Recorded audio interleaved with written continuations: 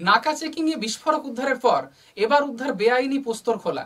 মঙ্গলবার বাঁকুড়ার সারেঙ্গা এলাকা থেকে প্রায় 1 বস্তা পোস্তর খোলা উদ্ধার করে পুলিশ, যদিও ঘটনায় কাউকে গ্রেপ্তার করতে পারেনি পুলিশ।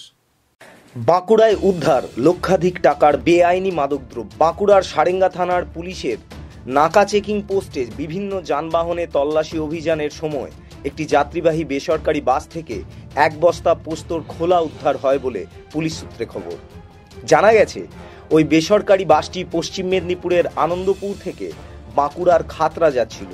সেই সময় বাঁকুড়া আর পশ্চিম মেদিনীপুরের সীমানাবর্তী কাঁড়ভাঙার জঙ্গলে নাকা চেকিং করার সময় পুলিশ কর্মীদের একটি বস্তা দেখে সন্দেহ হয়। তারপর তারা বস্তাটি খুলে দেখেন তাতে রয়েছে পোস্তর খোলা বা আফিম। সেটি বাজেয়াপ্ত করে সারেঙ্গা থানায় নিয়ে আসা হয়, তবে কাউকে গ্রেপ্তার করা যায়নি।